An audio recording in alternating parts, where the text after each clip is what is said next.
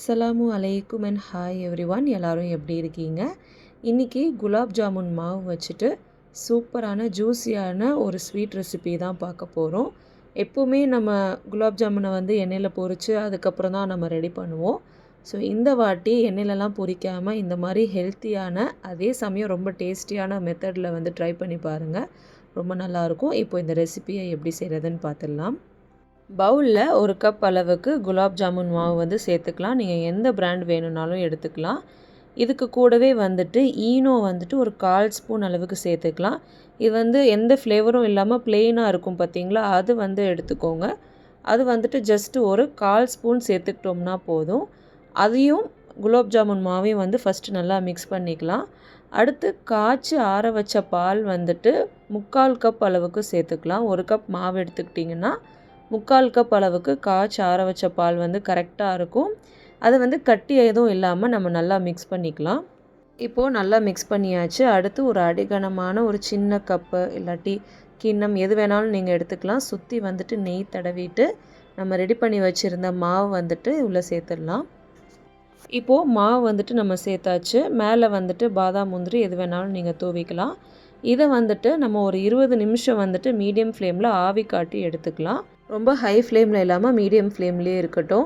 இப்போது ஒரு 20 நிமிஷம் கழித்து நம்ம அடுப்பை ஆஃப் பண்ணிவிட்டு ஓப்பன் பண்ணி பார்த்தா சூப்பரான ஸ்பாஞ்சியான ஒரு கேக் நமக்கு ரெடியாக இருக்கும். இது நல்லா நம்ம ஆற வச்சிடணும். இது ஆறுனக்கப்புறமா நீங்கள் எடுத்திங்கன்னா சூப்பராக பாத்திரத்தில் ஒட்டாமல் ரொம்ப அழகான ஸ்பாஞ்சியான ஒரு கேக் நமக்கு கிடைக்கும்.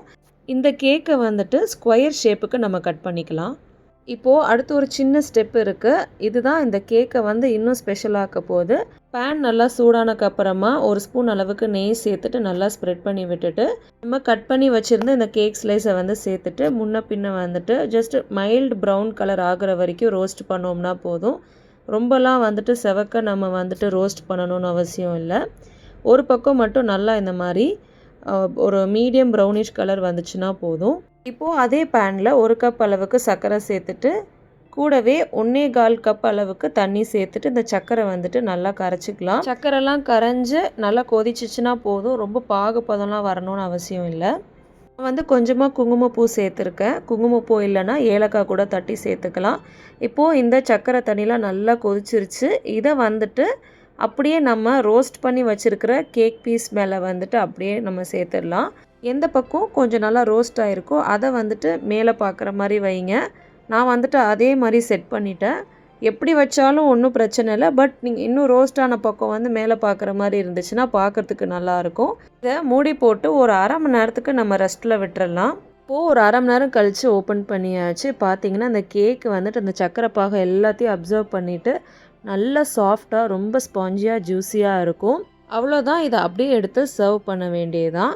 நான் அப்படியே உல்ட்டாவாக மாற்றி காட்டியிருக்கேன். ஸோ இந்த மாதிரி நீங்கள் மேலே அரேஞ்ச் பண்ணி அப்புறம் சர்க்கரை பாகு ஊற்றுங்க. பார்க்குறதுக்கு நல்லாயிருக்கும். நல்லா ஸ்பாஞ்சியாக ஜூஸியாக இருக்கும். கண்டிப்பாக குலாப் ஜாமுன் மாவு இருந்துச்சுன்னா இந்த ரெசிபி ட்ரை பண்ணி பாருங்கள். இந்த ரெசிபி உங்களுக்கு ரொம்ப பிடிச்சிருக்குன்னு நம்புகிறேன். மறக்காமல் நம்ம சேனலுக்கு லைக் பண்ணுங்கள், ஷேர் பண்ணுங்கள், சப்ஸ்கிரைப் பண்ணுங்கள். தேங்க்ஸ் ஃபார் வாட்சிங்.